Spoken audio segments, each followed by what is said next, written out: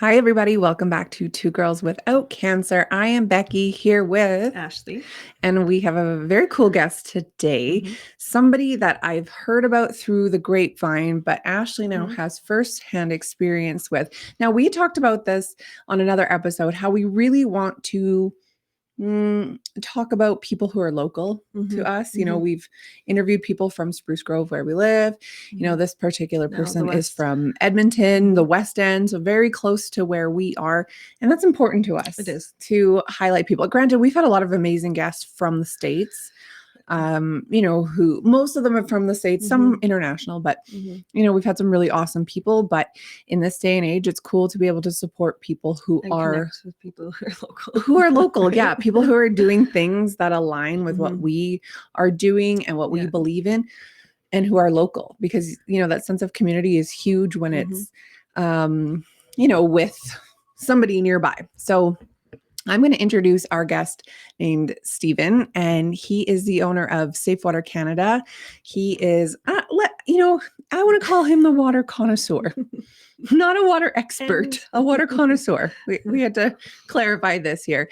He's also very knowledgeable in something called Shungite, which is what we're going to be talking about today. This has to do with EMFs, which I will let him get into. So let me introduce everybody to Stephen.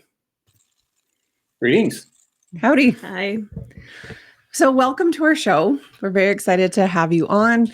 Ashley has been raving about you since she met, was like, I have somebody for our show. It's going to be so awesome. And then she tells me who, and I was like, oh my gosh, I've heard of this. I know this, you know, through the grapevine, like I said. So very excited to hear everything that you do and what you have to offer. And I think a lot of our local listeners will be very interested in that also. So nice. Why don't you introduce yourself and tell us about Safe Water Canada? Well, about myself, I'm a full-blown water snob.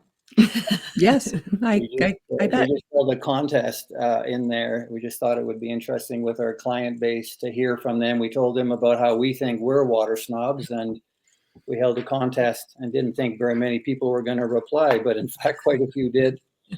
Told us all their stories about you know, how the lengths that they go to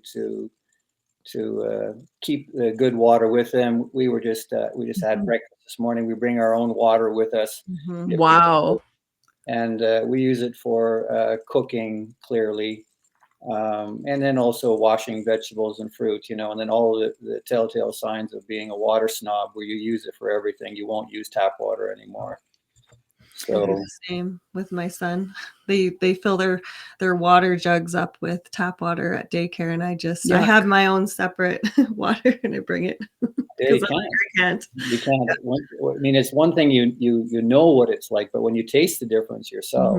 And I did taste it, and it was really good. You can tell immediately the difference. I have a Berkey filter that I only will use, and my family chooses to use tap water instead of the Berkey. And like, I'll say, hey, can someone bring me a water? I hear that tap go, and I say, no. Are you kidding me? What did you bring me? And like, my husband tries to pull one over on me all the time. I'm like, no, it's from the Berkey. And I was like, sure. Why does it taste like chlorine? Like, I get so mad at him for it. It is a big difference. You can it's taste huge. It right away. Yeah. Tap water is disgusting. You wonder whether or not there's something in the water that gets people used to it to the point where they can't, even if you give them good water, whether they can't really, right? They're still hanging on to it. Right. It takes a little while. Fluoride. It's probably just none of their pineal glands way too much. Once they finally switch over, you know, then they never go back. That's true. Right? I have a girlfriend who's a self-proclaimed water snob also, and she was out one day and absolutely parched, had no idea what she was going to drink. So she went to one of the water stores and just went in and filled her bottle and left. I'm like, you didn't buy a jug? She's like, no, I have a jug at home. I'm like, oh my gosh, that is some water snobbery right there. I'm like, you know, I'm halfway there. Like, I definitely value good water. I appreciate, you know, I won't. No fluoride. I won't buy even a water bottle. I can't. Like, if I'm desperate, I will. I hate myself for doing it though. Like, what am I doing? This is one-time use plastic. Why are you putting this in your body? So I'm sorry, we just are going off on a tangent here. Please tell us more. It's all good. Yeah. Well, it's also, there's also the unknown. We continue to get asked about, different things that are in the water. And, for example, EPCOR introduced about a year and a half ago, 2 years ago now, they introduced this substance called orthophosphate, which they're now including in there. And it is designed to clean the inside of the pipes. Oh, good. Because of the accumulations that build up over time, but not to worry. It's odorless and colorless and perfectly safe for us, although they won't provide any safety. Not to worry. Yeah. It's fine. It's perfectly safe. At the end of the day, it's just you're just glad that you've got something that is a barrier between you and whatever it is. So whatever's in there. And then the other thing that Ashley now has, I think, right? You've got this Shungite. You got the Shungite in the water as well. Yeah. Oh, in your water too. In my hand and my cell phone. Yeah. Okay, please explain what Shungite is. And you know what? Sorry, it does make a difference. I've noticed. Well, I'm doing a big journey right now, but a lot of things that I'm doing, I'm starting to come back. And I was lost for a very long time.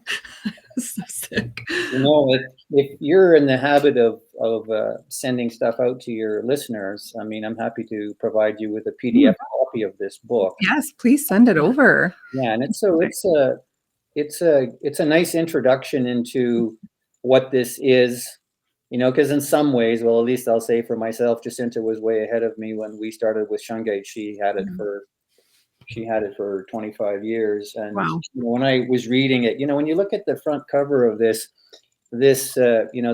circle is depicting that it has a very unique molecular structure.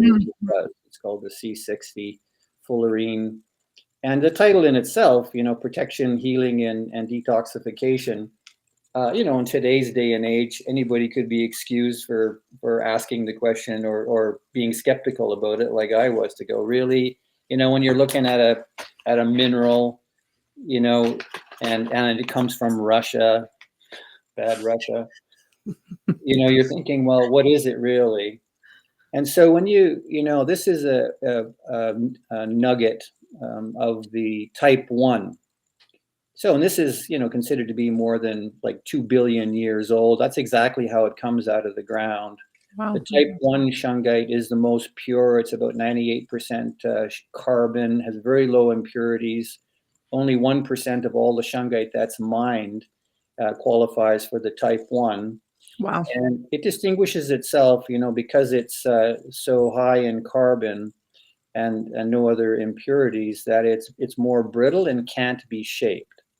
So when you think of the kind of the more common things that we see with Shungite, we see pyramids, which are common, and then you have like healing balls, and also things like Shungite bracelets and necklaces, and then you have also harmonizing rods.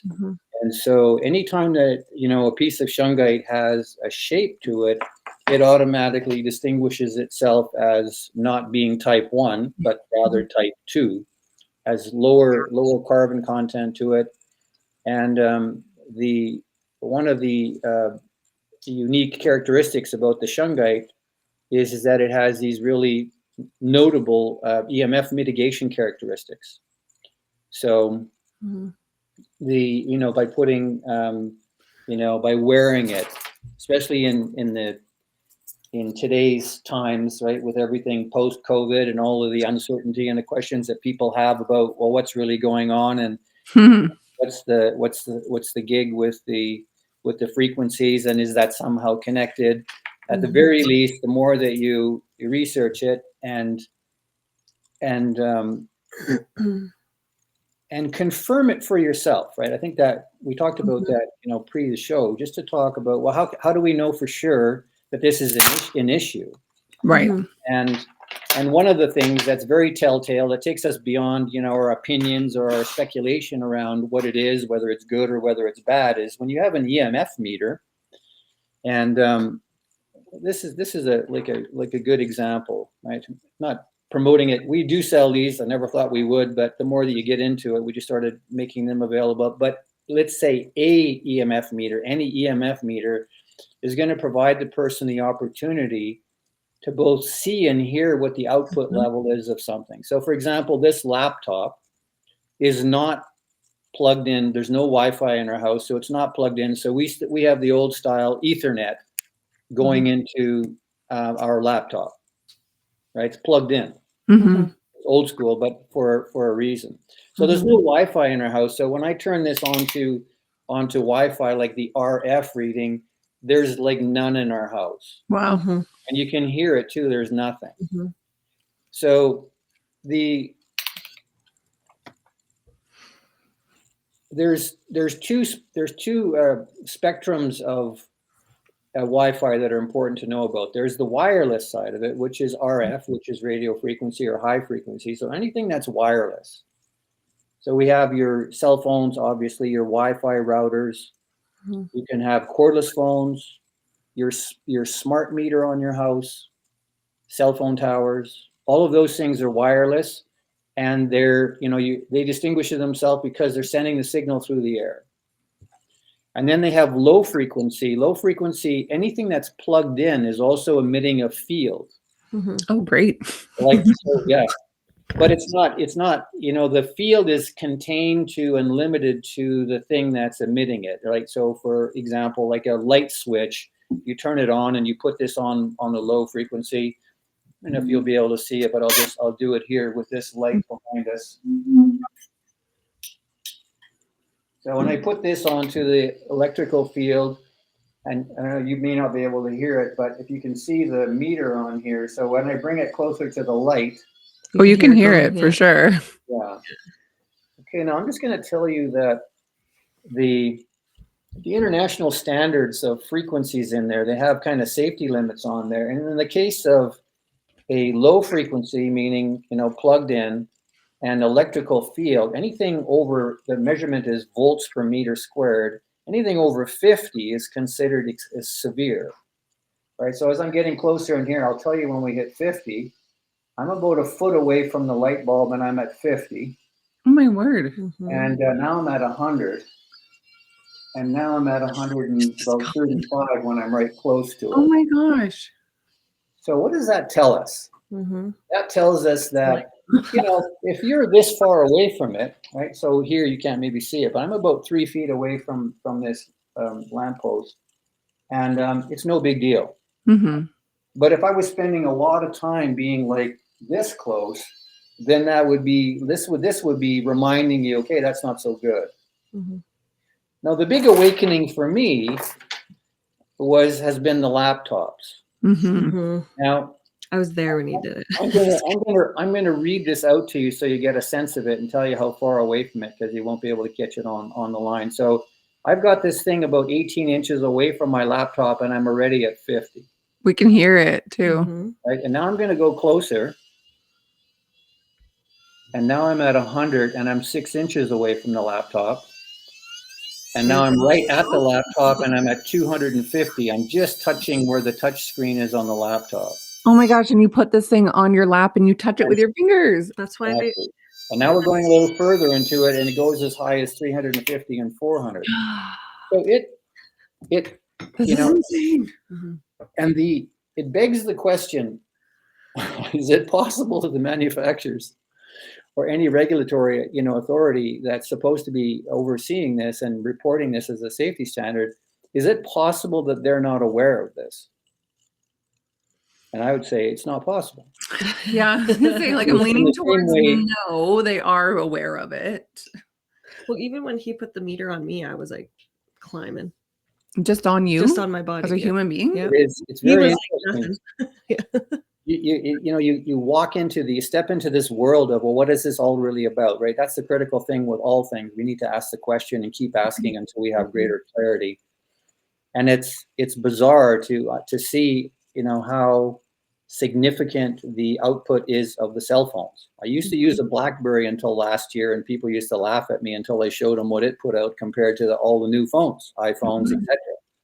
In fact, I think it was France is the first country in the world to ban a cell phone, and I think it was the iPhone 13. Wow. And because of the output. And the output of these phones is like nutso. I can imagine. It is, on that same meter. Now we're in a different measurement when you're measuring wireless.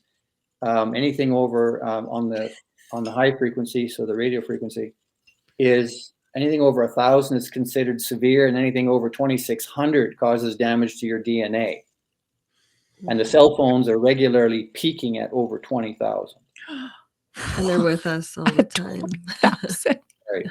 People have this, they're like on their chest. I used to wear it in my bra all the time until I got breast cancer. And now I'm like, oh my gosh, can you imagine? Like, and then I put it in my back pocket. I have it resting on my pocket. Oh my gosh, I want to throw this thing in the garbage. Wow. Stephen, you're blowing my mind here. Well, this is a little bit like, it's like anything that we've come to understand. Like, for example, when you walk into a store now and you're buying something, do you ever pick a package up and read what the ingredients are? Yes. Yeah. And what is it in particular that you're looking for in the ingredients? Dyes. Seed oils. Yeah. Right. And so your purchasing decisions are now based on understanding through your experience, right? Yeah. One, and sometimes, at the expense of your own health, that you've come to understand that this isn't good for you. And so now you're scanning the ingredients from what it is that you're buying. Yeah. Wow.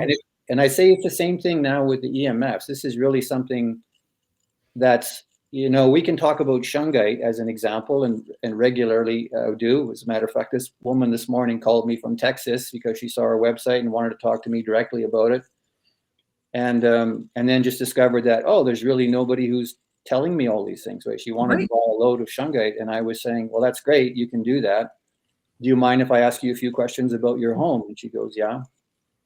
And I said, do you have a cell phone in your home? Yes. Do you have a wireless router? Yes.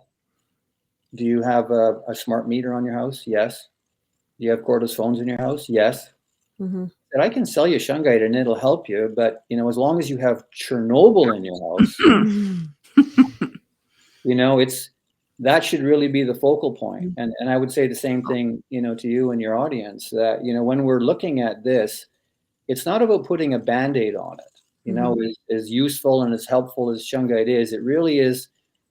When you see it for yourself, when you have a meter and you see it for yourself, how toxic it is in there. The first thing is, you don't want to believe it, because your mind will naturally say, I had no idea, how bad is it really? And also, they would never do that to us. Right. They would never I think hurt everyone us. says. Yeah. Right. And actually that in the background is a really important question to keep alive, right? You want to put that on the top of your bulletin board, like why? Why are they doing this?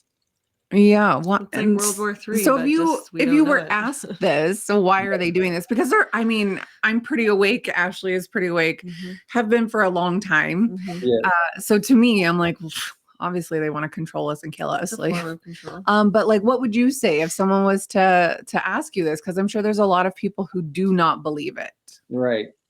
Well, and it's the same thing, as I found out over time, when people I formed a research group, when COVID started, because when we were sending out a few things to all of our client base, I was getting a lot of pushback, as people are, trained to be thinking, in the way that they are. The system is telling us, you got to have it, you got to take it, it's for the safety of, etc. And so I started getting pushback, and I thought, okay, well, I can't share this information with the general public, which is why I privately formed the research group. And as we went along, and with all the interactions and the links and everything that people sent to me and then I sent out, I came to realize that it really isn't helpful to try and convince somebody about something, but rather, ideally, if you can present information to them and you invite them to have a look at it. Right? So, like this, this is fantastic, because it takes us outside of, well, Stephen is, trying to sell us Shungite. When you hold this in your hand and you're walking through your house and surveying it for yourself, you're getting your education directly through your own experience, and nobody is going to convince you of something. So I find it more helpful to think of it in those ways. What is it that's available to us where we can see these things directly for ourselves. You know, an EMF meter is one of them. Another one that's fantastic is live blood analysis. It just doesn't lie. Like, how do you argue with it? I tried to preach this for years. Right. I get a lot of people who argue it. They go, no, there's no way. That's not what you're seeing. That's not what you're seeing. And I'm like, literally in front of your eyes. Literally on my screen as you're speaking. Yes. So, and then the other beauty of, you know, both the meter and blood analysis, live blood analysis, is we can then ask the, you know, the follow-up natural questions, which are, you know, let's just say with the meter. So what would happen, you know, if I did this? Or what would happen if I did this? So if I unplugged the router, what would it then sound like? You know, and this is, we used to have live EMF sessions. You know, used to do the consultations here before COVID. And I would invite everybody into the office. And because we have the wireless shut off, you know, they would go around with these high-end meters that we had. I've got 4 of them, and they would measure it. And I say, so what are you seeing? And they go, nothing. And I go, great. So now I'm going to go online while they're in the room. And now I'm going to go onto my account with Shaw. I'm going to turn the wireless back on again. And then all of a sudden the machine, you know, the machine is going berserk and the readings are off the chart and they're just going, oh my God. And then I said, okay, now walk away from the router, like go back 10 feet, go back 15 feet, go back 20 feet. Now what is the reading? And this way they're seeing for themselves directly what the range is of this wireless router, right? So when we're in our house and we can, you know, we've got our router upstairs and we're able to receive the signal, you know, 50 feet away in another part of the house or on another level, we start to get educated about how this actually works. And then when you unplug it, then you go around with the meter and you see, oh, it's not giving out anything. And now it's free of that. So the question, you know, really is, of all the things, you know, in our environment, one that I've been asking for years, and then also with all the different seminars that I've taken. And there's a great guy now. He's called the EMF guy. His name is Nick Pinot, and we're subscribers of his. And you know, I would suggest he would be an expert. I'm certainly not, but he is an expert. And all of them, when you listen to them, if you distill it down and ask them, so what's the most important thing in your house that a person should be zeroing in on? They all say the same thing. And what they say is, the sacred place in your house is your bedroom. Because if you have Wi-Fi in your bedroom, and that obviously includes your mobile phone, you're not going to be able to get your body's not going to be able to regenerate through sleep properly. And your immune system is not going to be robust. Rather, it's going to be systematically worn down. And so that's the starting point, right? If you're going to do just one thing in your house, no Wi-Fi, no wireless routers anywhere near. And again, you can confirm that, you know, by having a meter in there. And then that's the starting point in your house. And then you build from there. So actually, after I met him, so that night I went home, I took all our iPads, our games, whatever had Bluetooth at my son's like headphones. I took everything out. And then my phone, sometimes I'll have it in, depending if I have an appointment in the morning, but I'll turn off the Wi-Fi. And I changed all of that, had my the round one by my bed with this and everything. And it really does make a difference. And you feel it. You feel better. You probably get less of a disrupted sleep, I would imagine. I've been able to sleep solid for a while. And usually I don't sleep solid unless I drink.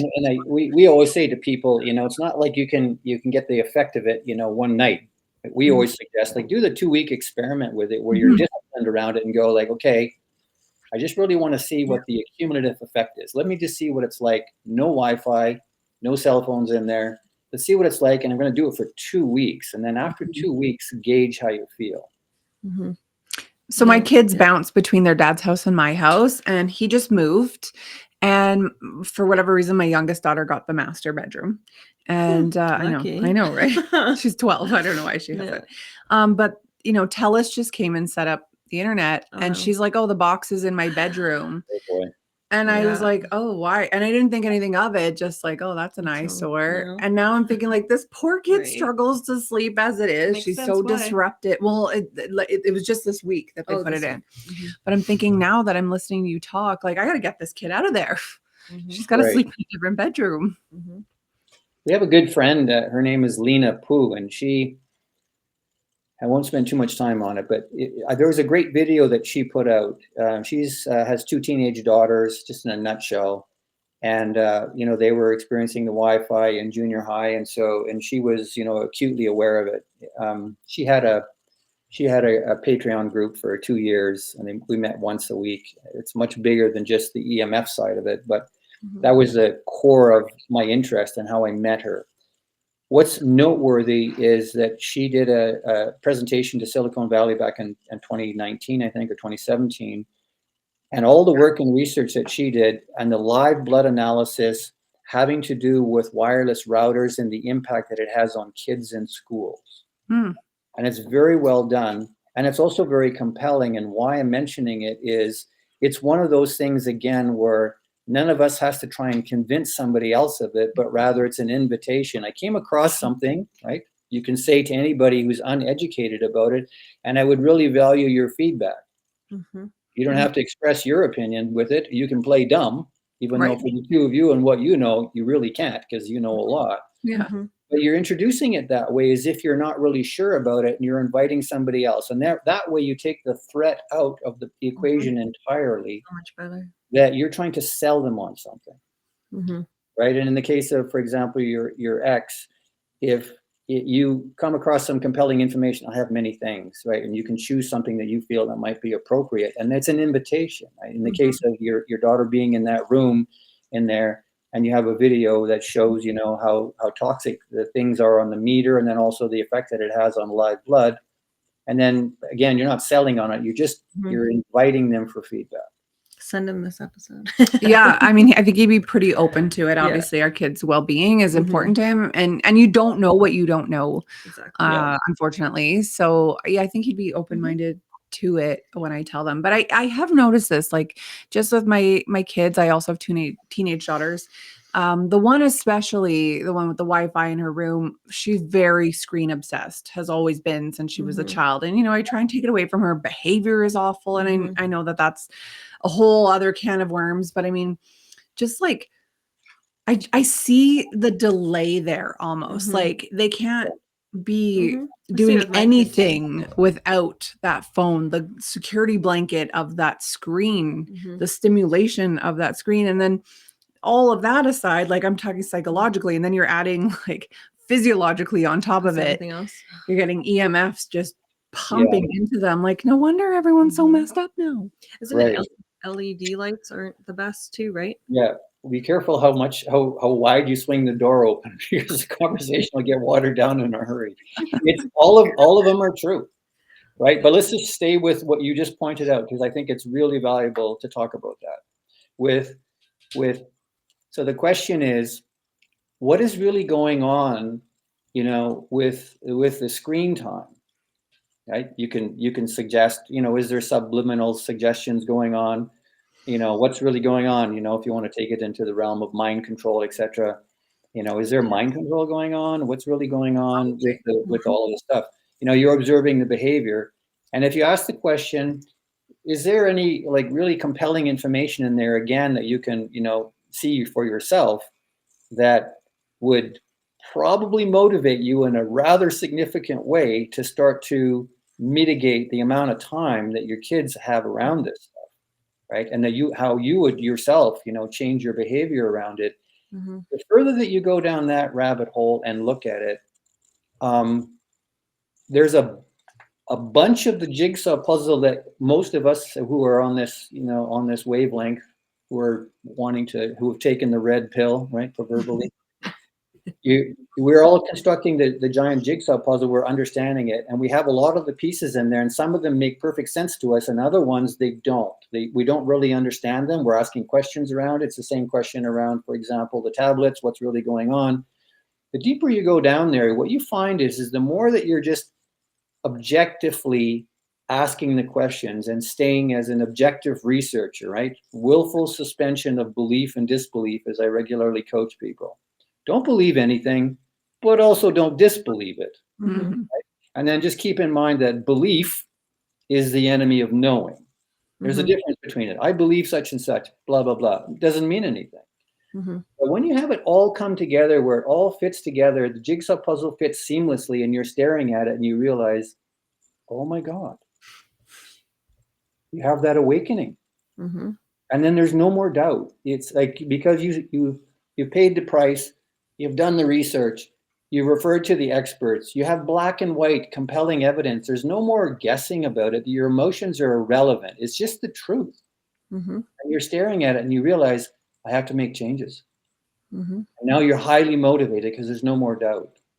So our job, our responsibility, or you want to call it our obligation, is to take it from not really understanding what's going on, take it from there to a higher level, so you just know for sure that this is going on. Well, and that whole issue of, speculation about mind control and everything else, one of the clues are the patents. The patents themselves about this tell you a story. They're an important piece of the jigsaw puzzle. When you can measure it with something like this, it's another piece. When you observe the behavior of your kids, it's another piece. When you try to take the device away from the child and they're freaking out on you, that's another really important clue. Right. And then when you have all of these clues and they all fit together and you begin to see the big picture, you go like, okay, this is life and death. I have to do something about this, like right now. Literally. Yeah. It's so interesting. Yeah, it's true. Like the other day, I admittedly, I haven't done a lot of family dinners since getting sick and then, in remission. It's just, I'm tired, whatever. I've actually made a family dinner the other night and my youngest walks in just like this. And I was like, why do you have that? Why not? I'm like, put the friggin' thing away. Like, I got mad. And I'm like, put it away. And then we get to the table. My husband's got his phone there. And I was like, everyone take your freaking phones, throw them in the garbage. Like, they don't come to the dinner table. Like, I know it's a learned behavior. They're children. But it's like, we can spend 10 minutes away from these things. It literally, I could go off forever about this. And the problem is, like, as parents, we created this in them. But you see it now. We're understanding things, and now we can teach them, and then they'll be like, "Oh, okay," and it makes sense. Well, right? Hopefully, you can teach your 5-year-old son. Because actually, teaching a 14-year-old is a lot different. So I put this on him when he knows he has to have it on when he plays his games or he's on his iPad. But he goes, "Mommy, out! Like, it hurts. It's ripping my hair." I'm like, "Just let it rip all your hair, and then you'll be fine." He's like, "Mom," I'm like, "It's okay. It's gonna be okay." But you know how you have the little hairs, and so now he wears it on his ankle. Oh, cute. Like, okay, that works as long as it's on your body somewhere. So how does Shungite work exactly? Like, it detects EMFs in the air? Like, I don't really understand. Yeah, it's a good question. So we're acknowledging that it's not the answer, right? The answer is to actually address. The answer is getting to the root cause, but is also you can help mitigate some of it in the meantime. Yeah. So it does a number of, like the book title suggests on here, it's protection, healing, detoxification. The Shungite, the healing rods, they give us, a bit of a clue. We look at it that way. So this is pure Shungite, and this is soapstone. And when a person hangs on to these for a few minutes, you will typically notice, that there's if we look at the name of it, right, harmonizing rods, Shungite harmonizing rods, it's balancing the energy in the body. And because we're energetic beings in here, the frequencies are messing us up. We could do a whole session on how they mess us up and how it was specifically designed to mess us up, right, at the different frequencies that they've chosen, just like 432 versus 440 hertz, right, 432 harmonious, 440 to change it, right, to something that's not good. The frequencies are being used in ways that, when we really understand what's going on, we realize that our priority is to protect ourselves from them. And the Shungite is rebalancing the body, and we can often feel it. If you're more sensitive to it, you will notice it right away when you're hanging on to these. So it gives us a clue that it's rebalancing. And so if our bodies are out of whack energetically, the Shungite is helping to rebalance it. And it's also changing how, like in the case of what Ashley was pointing to with the Shungite stickers, when they go on the back of the phone, the word is transmuting. right? So it's changing. Yeah, it's really good. And you Yeah. noticed the difference, did you? Do even when you gave me those to hold, Yeah. immediately I could feel it. It was like it was a pulling, like a pulling feeling from my I body. want to try. Yeah. That's a really good sign, actually, because a percentage of the people that come that hang on to those, feel nothing. And I was one of them. When we first had the Shungite in here, I realized, because I was around technology way too much, with cell phones, go all the way back until I started to wake up to it. And so all of us have been desensitized to the effects of electromagnetic frequencies to some extent. Typically speaking, women are much more sensitive, to the frequencies, and they feel it. And you could say, well, that's great to know that, but at the same time, you're also feeling it. Like you really I can feel it. Yeah. When you think about why the two of you are doing this show, right? You're having the commonality of having a really extreme experience, and now you're talking about it. And by the way, kudos to you both for all of your efforts with this. This is really important what you're doing. Thank you. Yeah, it's great. It's really great. And so you're approaching it now. You're speaking about it now from a personal perspective and experience perspective, which is really valuable, right? And you're wanting to alert people to it, and it's super important. It's way bigger than the whole frequency thing is way bigger than we'd like it to be. And I would say, really, in the overall thing, if we're looking at this cocktail, this assault that we're all under with all the things that are happening out there, and if you were to apply the word triage to the whole thing to say, okay, well, what would be the priority really in the middle of all this stuff? Certainly water is one of them, because it's so central to everything that we're doing, but like right close to the top is also the electromagnetic frequencies. We have to do something about it. Yeah. Wow. Right? And all the ways that you were talking about it in terms of your observations of how it impacts everybody in here and your own direct, your health experience in here. If those aren't enough, warning signs, the smoke detector has gone off, the fire alarm is ringing, and the fire truck is coming, and we got to, do something about it by our own experience to really look further into it so that we can make really well-informed decisions about it.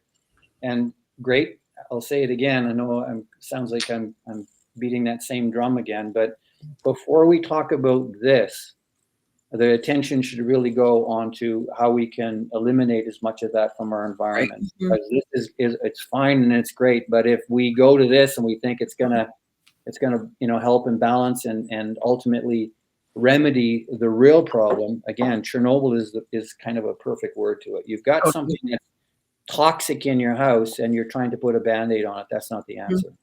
Yeah. Wow. Somebody does lots of really good things. Yes. It's amazing as you dig deeper into it. But if I was going to leave you with one message on here without spending a penny, I would say, look deeper into that. So I have a question. Ashley and I are huge grounding people, earthing. Love it. Love to get barefoot in the earth. What are your thoughts on grounding sheets in that you have to plug them in to lay on them to get the effects of it? Because something in my head is like, how is that okay for my body? Yeah, it's really great. What a great question. There is a documentary that I would highly recommend. It's probably in the category of must watch. Okay. And if you like, I'll send you the link to it. Yes, please. But it's the name of it is, if anybody would like it, and if you're not sending it out, the name of it is resonance, like the word resonance. Okay. And then colon, and then beings of frequency. Okay, I'm looking at. If you go on Rumble or BitChute, you'll find it there. Okay. And it's a must watch. In fact, for anybody else who's a bit skeptical about it, or if you're going to introduce it in that way, I came across something and I really value your opinion about it. It's kind of a harmless, super harmless way of introducing anything that you want to have somebody else have a look at it. Most important thing when you do that, if I may suggest, is don't be invested in the outcome. Don't get attached to people, whether or not they're going to see it or whether they're going to respond to it. It's more about the most harmless way to introduce it is to not proclaim yourself as an expert, but rather you're inviting somebody to, to have a look at it and offer you their feedback. I've heard that it does more for like inflammation in the body. Yeah. The grounding sheets. Yeah, the grounding sheets. So I sleep on one. Yeah. I mean, I don't know. I think it's made a difference, but I'm interested to see what Is the meter going crazy when it gets near it? That's what I want to know in my body. One of the things on that score, and thanks for bringing me back to the main topic, is we can ask, is it important and helpful for us to be in contact with the earth, right? So the earth is resonating, as you'll see in this documentary, at 7.83 hertz, right? And we come from the earth, and so when we're in touch with the earth is healing us. So we get out there and have our fingers and toes in the dirt and go around in the dirt, and they get the kids to do it, and they're eating dirt and all that. It is the greatest thing for their immune system. It's the greatest thing to rebalance them, and to also, to take them away from the technology and to get them back into contact with the earth again. That can't be overstated how significant that is. For us to get out barefoot and to be in contact with the earth is a big, big deal. So the grounding sheets, and also, beds in particular. So think about frequencies, and then think about most of the beds have springs in them. And so it really just depends on, what you have in your house by way of frequencies. But some of these things can act as magnifiers. Because they conductors. Right. Oh boy. Right. And so it really does come down again to, as much as you can remove these sources in the house, that's maybe the biggest contribution. As far as the grounding mats, we have one here, and I slept on it for a while.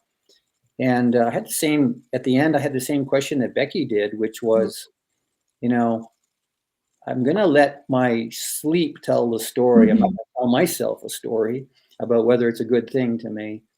I think there's something to be said about grounding. And my own experience of it was, after I tried it for about a month, was, I sleep better without it.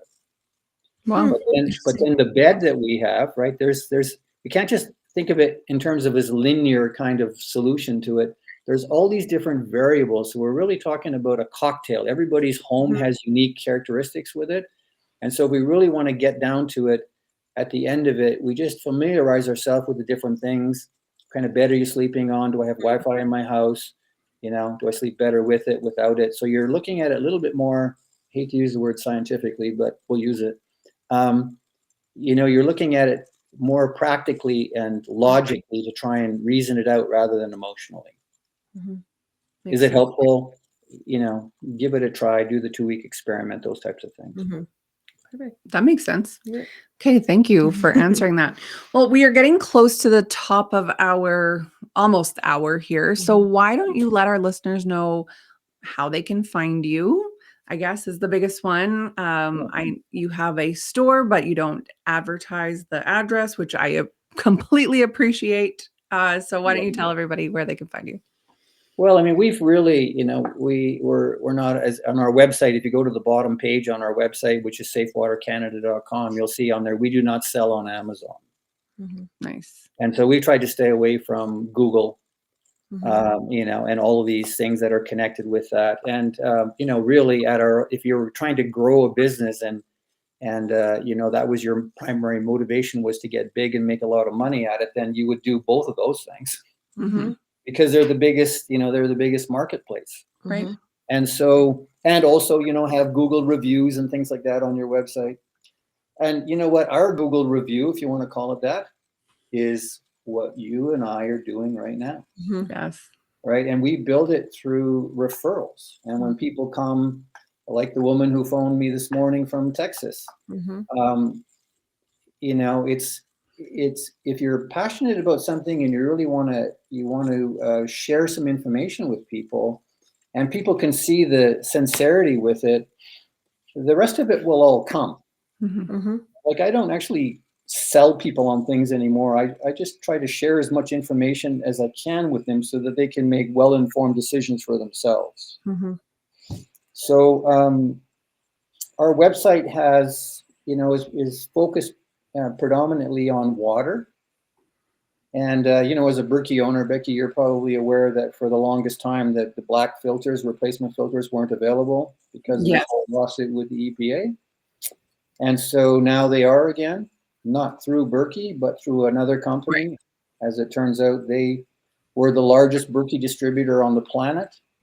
And they decided to distance themselves from Berkey when the lawsuit thing happened, and we've learned a ton about them and have great appreciation for their integrity of how they, they've gone about and done things. They don't badmouth Berkey, and they've gone through great lengths to do all kinds of testings and to improve the product. And we feel privileged to be distributors with that company.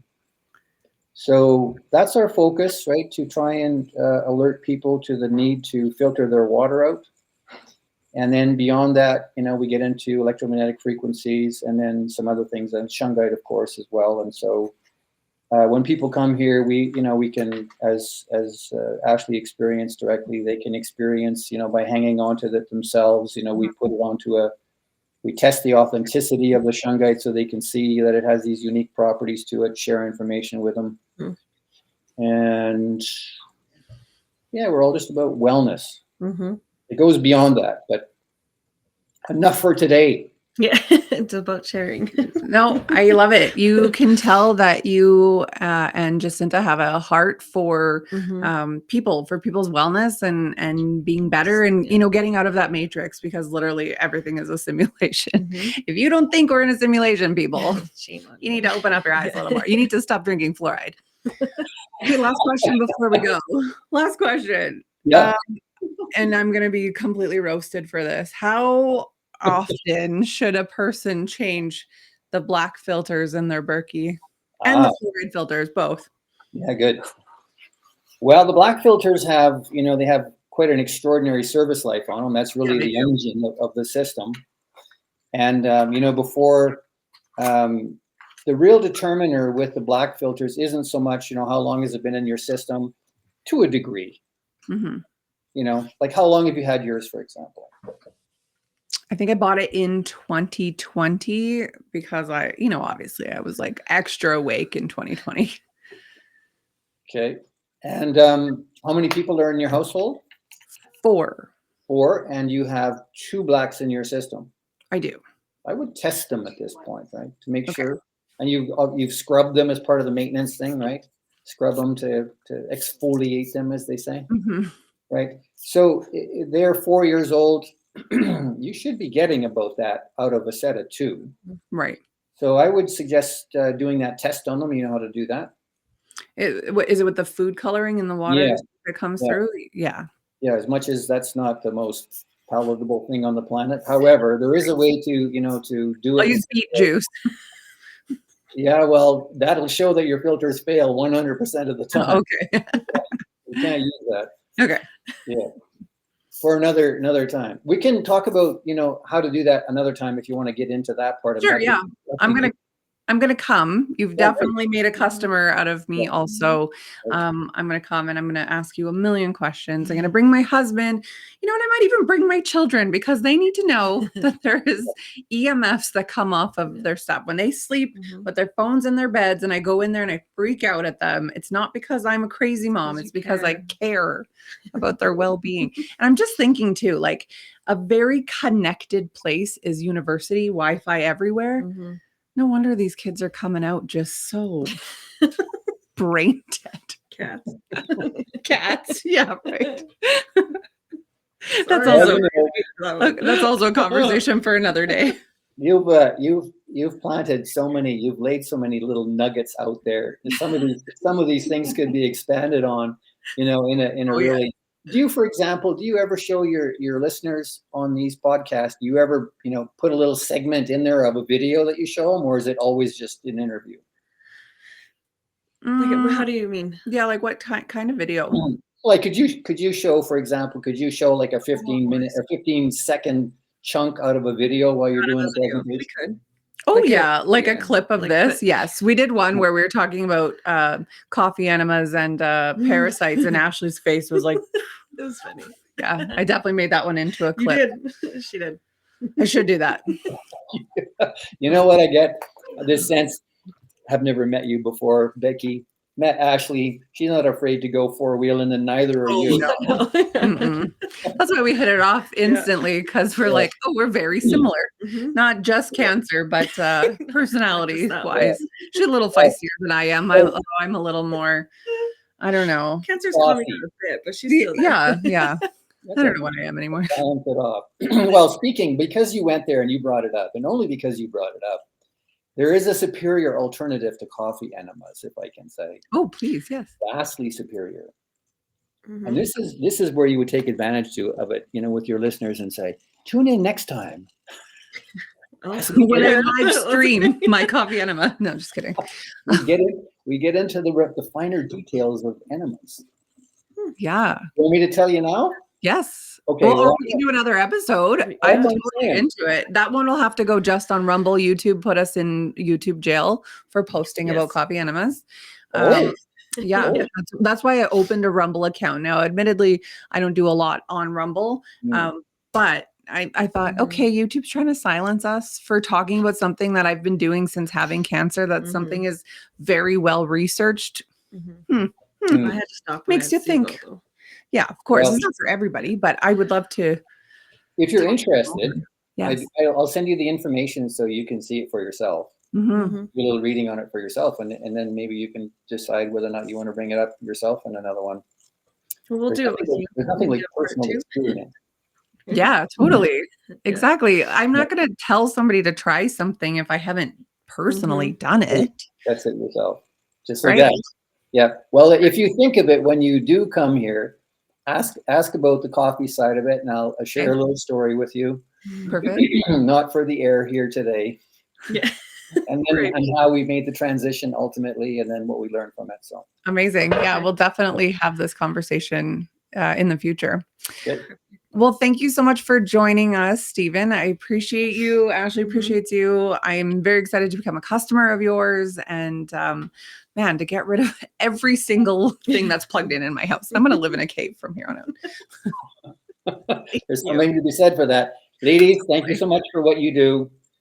You're doing valuable work and what you're trying to bring to people's attention, and we honor what you're doing. Thank you so much.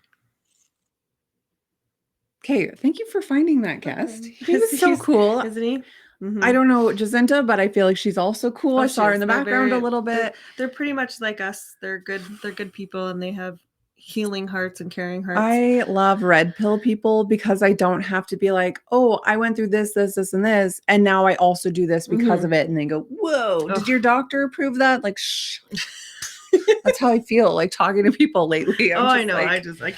They're like, oh, I appreciate like how much work you've done in healing and cancer. And then it's like, oh yeah, I'm not dead. Okay? Yeah, it's like I take beef organs. What are you? Did you doctor? And I'm like, I try and get this one through one of my girlfriend's heads, and she's still. And I'm like, hey, you know what? Oh, I'm at a 258 now, so I'm stable. Pounds? No, for your levels. Oh, okay. Okay. I'm like, actually, I'm heavier than that. I'm 260. Or no, 260, 160. Oh my God. Could you imagine? 200 and some. I just gained 15 pounds. That's okay. It happens to the best of us. Yeah. All right. Well, join us next week. We are going to be talking to someone who deals with chronic pain for people. We are also going to give an update about where we are in the world. We were going to today. We just did not get to it. So yeah, stay tuned with us every Tuesday. Check us out at Two Girls Without Cancer on all the socials, including Rumble, where you are going to find an interview talking about an alternative to coffee enemas. Perfect. Bye, everybody. Bye.